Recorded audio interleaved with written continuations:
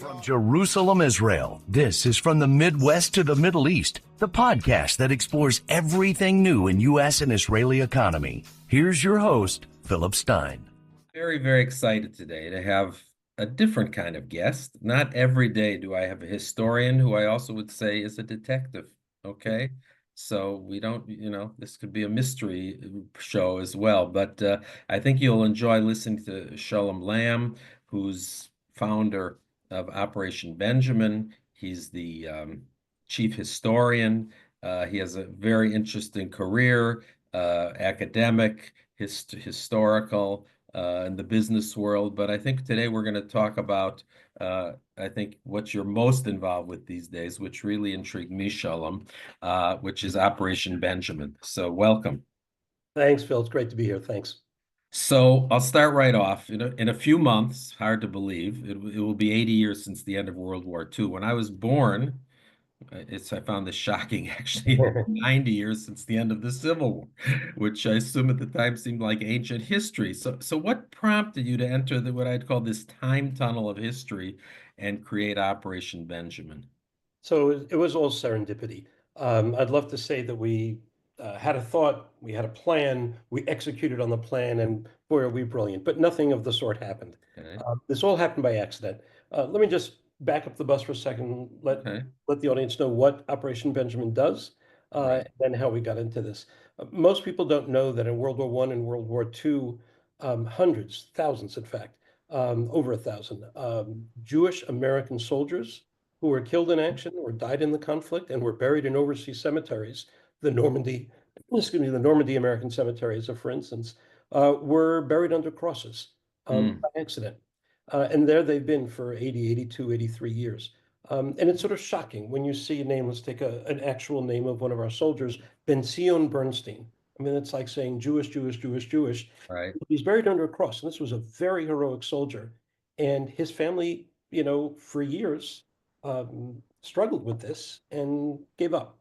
And, Well, you're saying they actually did try to change it on themselves. well, it's actually an interesting story. They didn't try to change it. They struggled with the idea that he's buried under. Okay. Like many, many, many families in those days, you didn't question the government. That's true. So there must be a As reason. my late mother, you didn't question doctors, you didn't question school principals, and you certainly didn't question the federal government. Okay. Exactly. So something must have happened in the war. He must have met a priest. He must have done something.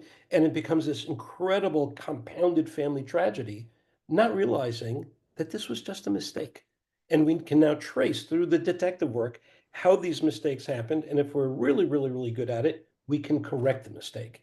And that's how this started. This all started with, I have two co-founders, Rabbi Dr. Jacob J. Schachter of Yeshiva University, and Steve Lamar, who's actually ended up being my mechutin, not because of Operation Benjamin, but a great coincidence. And he is a Washington insider in Washington, D.C., and a pretty good amateur genealogist. And this all happened because Rabbi Schachter was leading a tour in 2014 for historians, have nothing to do with the military. And they were in the Normandy region, and they went to visit the Normandy American Cemetery. And if you've been there, it's amazing. There are these Yes, I have been rows of perfectly aligned crosses. And the only thing that breaks the symmetry is these Jewish stars. It's very moving. It oozes dignity and honor and all these beautiful things. And he went and he visited it, and I met him about 2 weeks later on a Saturday night at a friend's daughter's Vart. And I'll never forget, he came over to me, and just one side of background, I've always been interested in military history. I have a master's in American military history from American Military University. And he came over to me knowing that. We've been friends for decades. And he said, Shalom, I just visited the Normandy American Cemetery. It was amazing. It was hallowed. It was holy. But I thought there should have been more Stars of David. That was the conversation that started it all. And so we parried with each other. We thought with each other for months about why the numbers are wrong and how wrong are the numbers. There are about 9,300 American soldiers buried at the Normandy American Cemetery. Wow. And there were at that time 142 Jewish stars.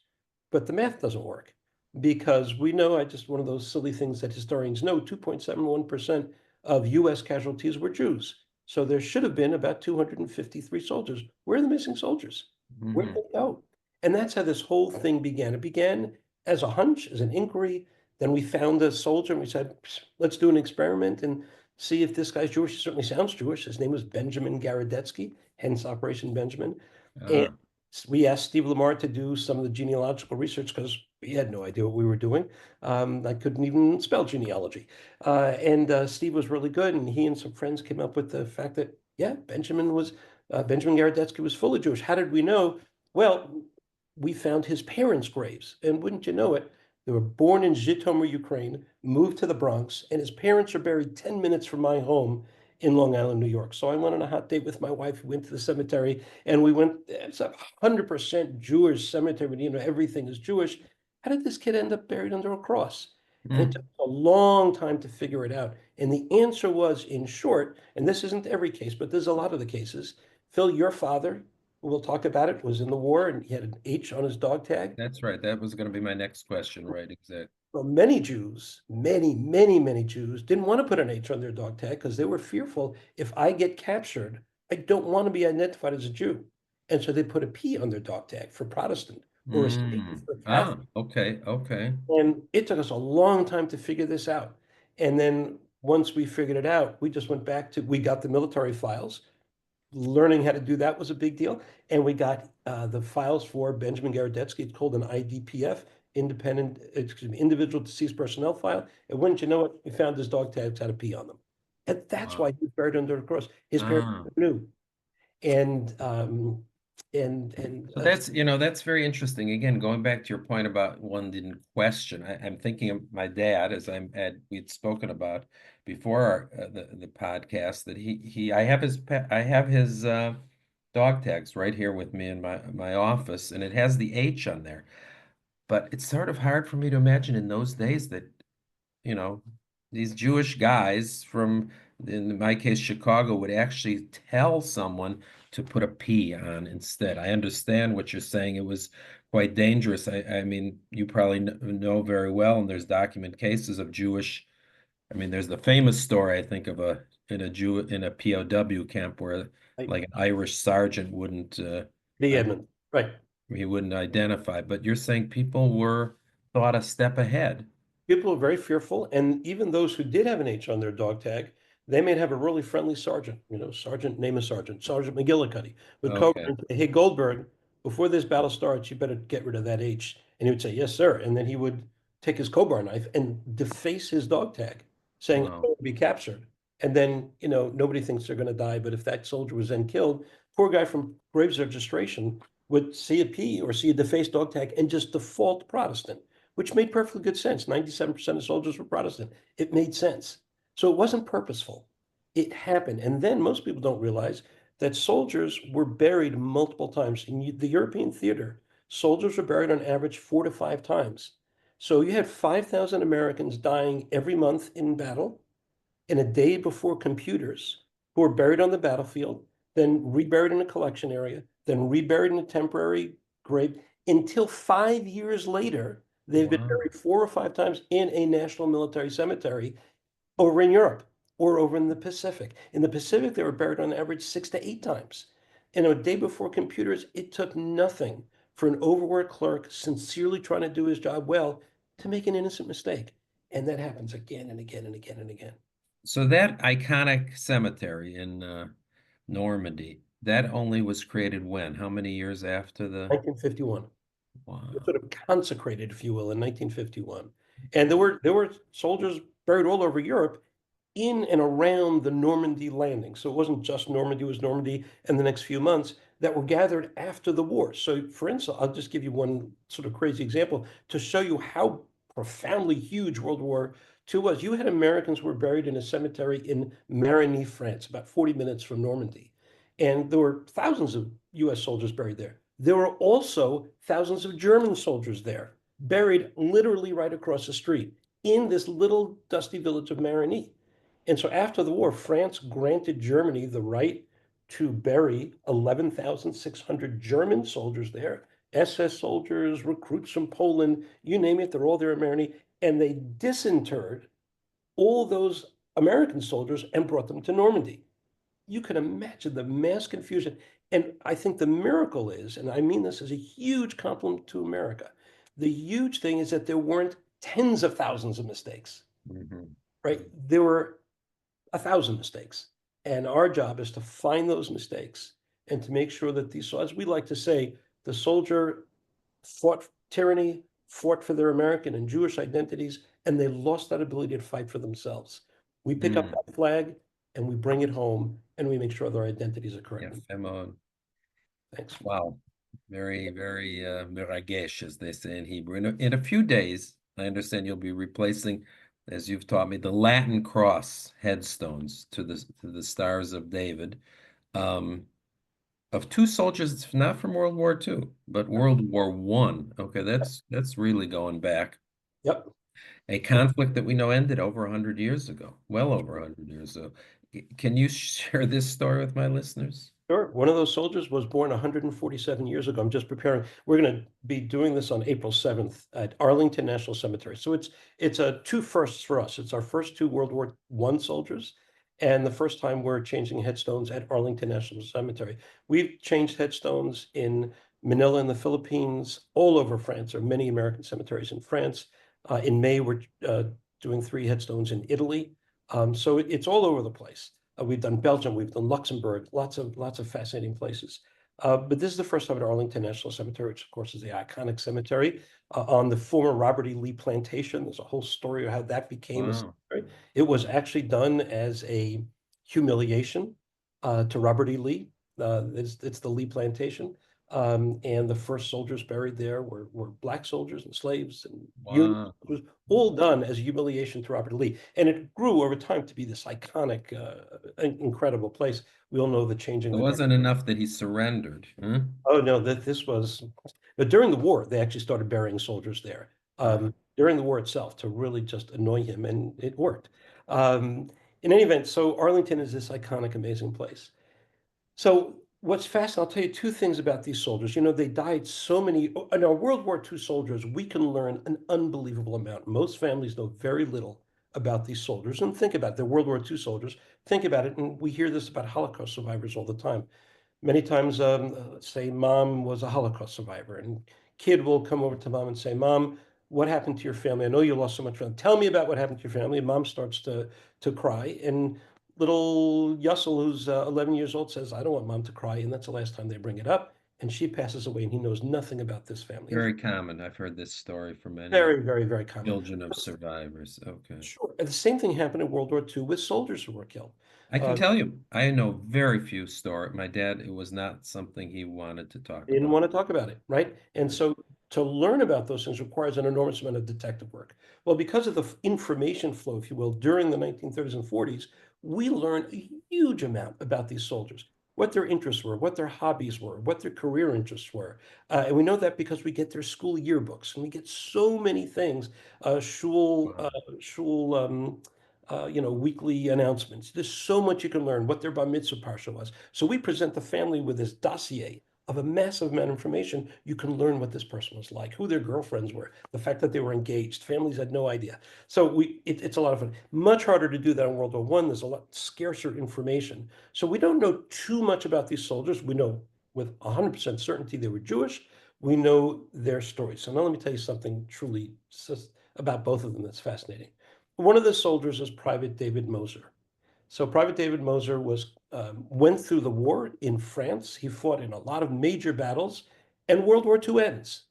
And he's moved as the part of the American occupation force to Germany. This is right after the war ends. He's in Germany, and wouldn't you know, we've all lived through COVID. He contracts the Spanish flu, and he dies in the U.S. Army as part of the occupation force in Germany, having survived the major battles of World War I. It's just a shocking, sad thing. He's comes from an Orthodox family. His father was I think, the first Jewish resident of Muncie, New York, of Rockland County. And wouldn't you know, we're required, and this is an important part of the story, we have no standing to change a headstone. What we can do, the only person who can change a headstone, who can request a headstone change, is the closest living relative. Well, the closest living relative of David Moser, who died 107 years ago, is his niece, not his great niece, his niece, who's 102 years old. Wow. She's an unbelievable woman. Her name is Dr. Devorah Eiferman. She lives in Riverdale, New York. She's unbelievable. She is, to say that she's with it is understatement. She's absolutely a marvelous witty, great person. And she, I mean, we obviously do the heavy lifting. That to me, just tracking her down to me Oh, it was great. So we do the genealogy, then we speak to the family, and the family, writes a letter that we've prepared to Arlington National Cemetery. And she was delightful. The whole family was delightful to live with. So here's a woman who was the third graduating class of the Yeshiva of Flatbush. And so when we do this ceremony this coming Monday, the principal of Yeshiva of Flatbush is coming. 15 students from the Yeshiva of Flatbush are coming to honor her as the third Wait, graduate. I gotta run because my father-in-law is, who's I told you is going to be 99, is a graduate of Flatbush Yeshiva. You're kidding. So give me her name again. I'm gonna... Well, in those days, it was Devorah Berlinger. Devorah Berlinger. And Okay. then now she's Devorah Eiferman. So her uncle was killed or died in World War I. Okay. But that's only half the story. When she was in the Yeshiva of Flatbush at 10 years old, she had a boyfriend. The boyfriend's name was Jerome Robbins. And you should ask your father-in-law, you may know him, Jerome Robbins. Okay. And they were childhood sweethearts, inseparable. And wouldn't you know it, after Yeshiva of Flatbush, there's high school, and they fall in love. Okay. And Jerry goes to Yeshiva University, which was then Yeshiva College. And he goes to Yeshiva College, class of 1944. Well, in 1943, Jerry says to Devorah, she says, you know what? I have an exemption because I'm in college. I can sit this one out. I cannot morally sit this one out. I've got to be in this fight. So in 1943, as a junior at Yeshiva College, he voluntarily enlists. And they get engaged. And they talk about what their life is going to be like. And then on December 25th, 1944, he's killed in action. Hmm. So she loses an uncle in World War I and her Wow. fiance in World War II. It's an extraordinary American Jewish Unreal story. story. What a story. So the beautiful thing is her congressman is Richie Torres. So he'll be Oh. speaking at the service, which is pretty amazing. And then So can anyone come to this? absolutely, All right, so 100%. just give a pitch for what time? Oh, it's April 7th at 3 p.m. at Arlington National Cemetery. You do need to register. Registration is closing soon. Do need Okay. to register in advance. It's very easy to do. It's free. It takes about 90 seconds. You just go to our website, which is www.operationbenjamin.org, and go to the front page. You'll see it's very prominent. Arlington National Cemetery. Click on it. Takes you 90 seconds, and we'd love to Will see she you. be there as well? He is speaking. Absolutely. She is speaking. And I'll tell you, we're so honored. Congresswoman Debbie Wasserman Schultz will be saying Tehillim there. You have and catch this, you have the brand new Secretary of the Veterans Administration, Doug Collins, who in his private life is an Air Force chaplain, a Christian Air Force chaplain, and he will be saying the Kel Malay Rachmim in English. I mean, the honor is absolutely unbelievable. But there are two soldiers. Let me tell you about the second soldier. When we started doing World War I research, we contemplated the possibility that we may find a soldier who has no identifiable family left. I mean, that could happen. And wouldn't you know it, the second soldier, whose name is Private First Class Adolf Hanf, Hanf, we have done a massive search, and there are no relatives. He is alone in the world. Wow. And when he died in World War I, he died in combat in World War I at the Musar and was buried at the Musargan Cemetery. He was then transferred.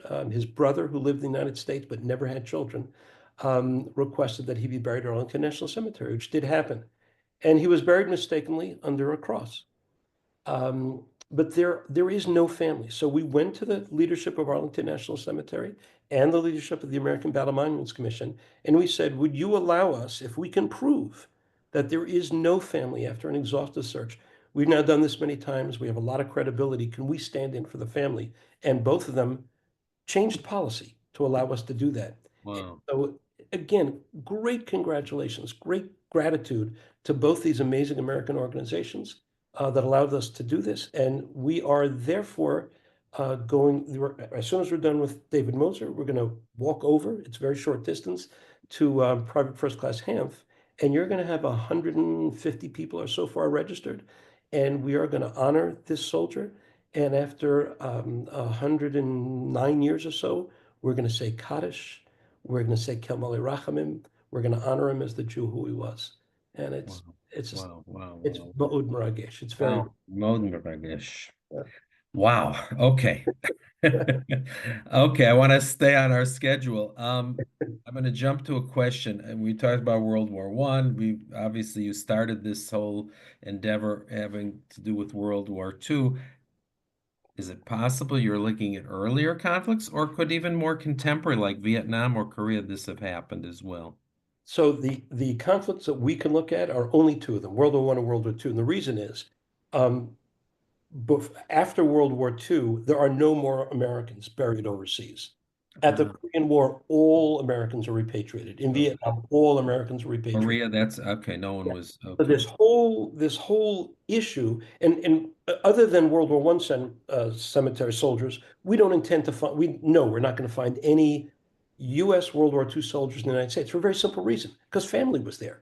They would have seen a cross and had a heart attack, right? So we Right. know this only exists really outside the United States where families did not go after World War II. So for a good example, a great example is the Manila American Cemetery.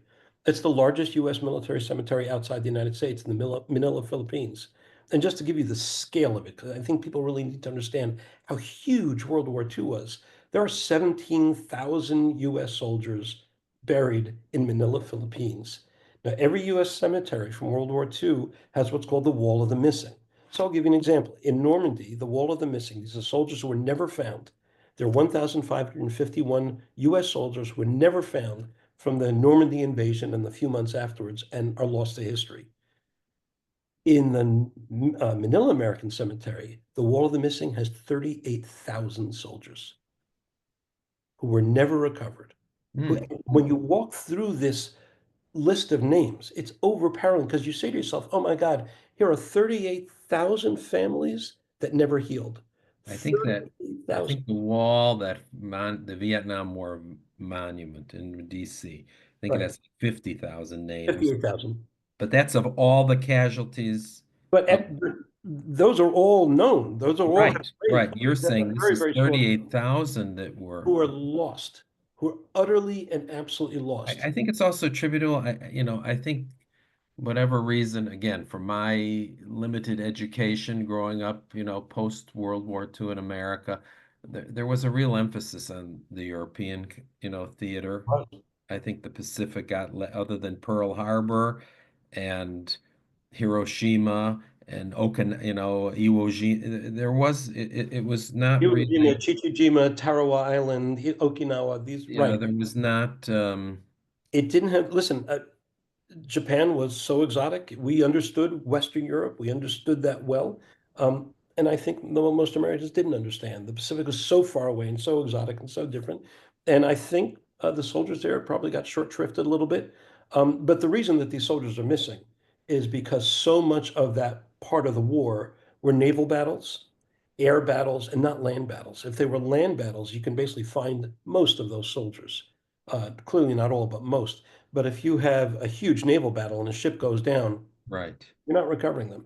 If Yeah. a B-17 goes down with 10 crew members, they're gone.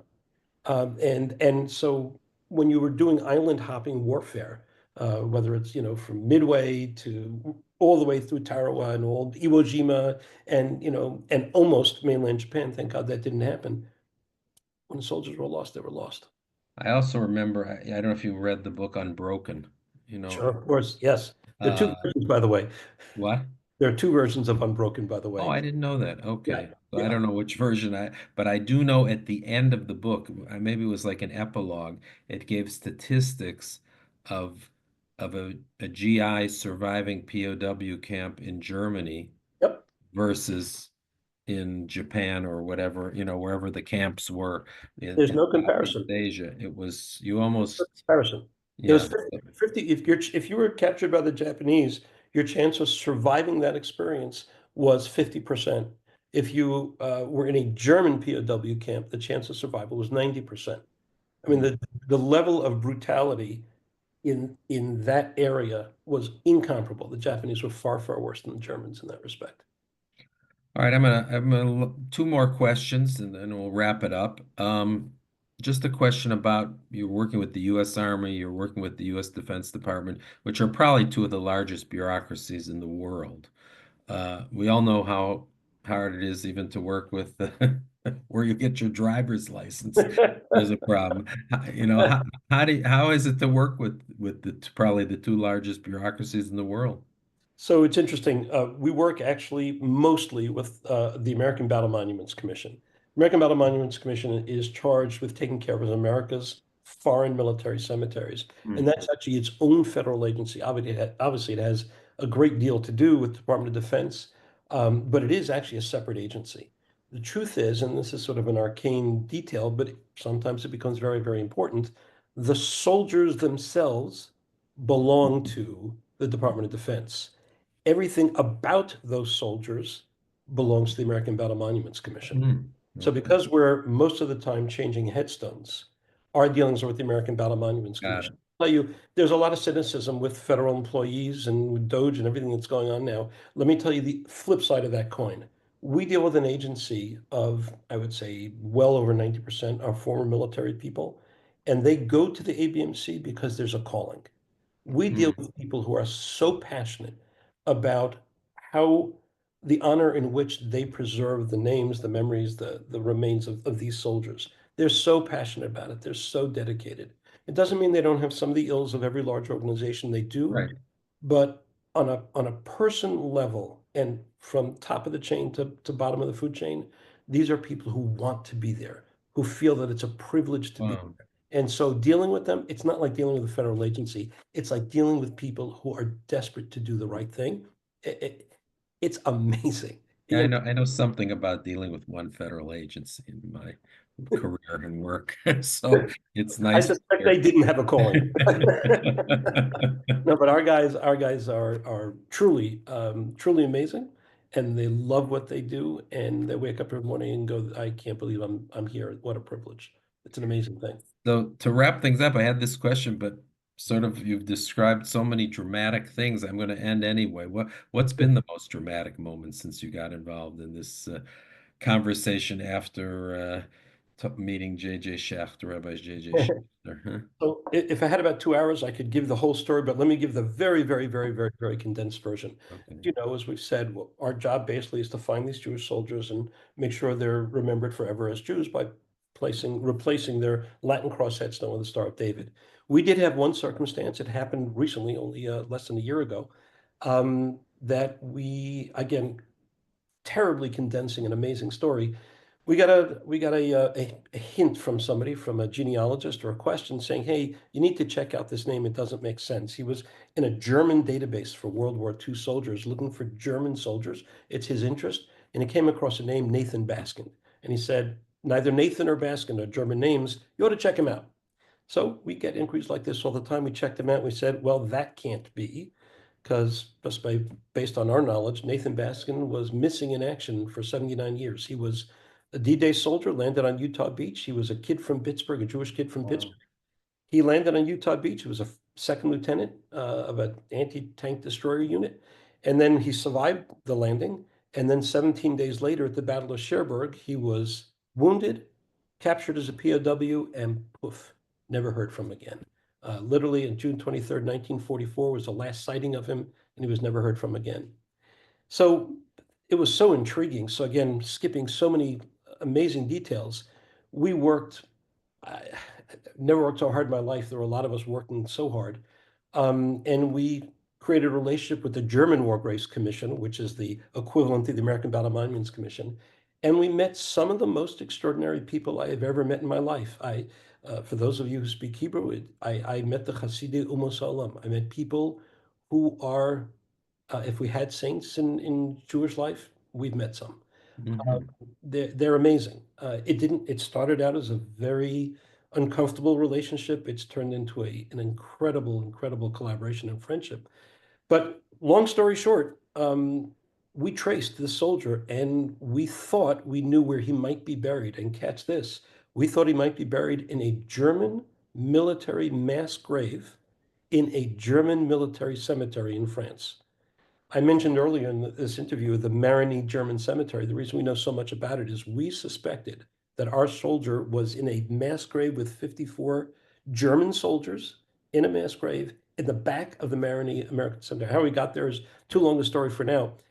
But I flew to Berlin. I met with them. They originally told us it's not proper to exhume. We wanted to exhume this grave. It's not proper. And they had good reasons. They said every religion respects the dead, no matter who these people were, no matter the crimes they committed. How could you disturb the eternal rest of 53 other people to maybe perhaps find one soldier? So went to Berlin, and through a lot of discussion, we persuaded them that this was the right thing to do. And once they made that shift to, yes, let's do this, they were amazing. They were absolutely on a tear. And in the deepest, darkest winter, in the freezing cold, in the snow, and the rain, it was just horrifying. For 3 days, we got permission from the French government to hand exhume this grave, which we did for 3 days in December. We were there with four anthropologists, two Americans, two French anthropologists from the Hmm. University of Marseille. The US anthropologists were from the University of Wisconsin. They have a phenomenal anthropology team. And we were trying to look for our soldier. Nathan Baskin was 5'5", so we knew we were looking for a short guy. We hand found, washed, separated somewhere around 8,000 bones. We took DNA samples of the Baskin family. And I mean, the chance of finding them obviously were, near zero. And the conditions, just the physical conditions were horrifying.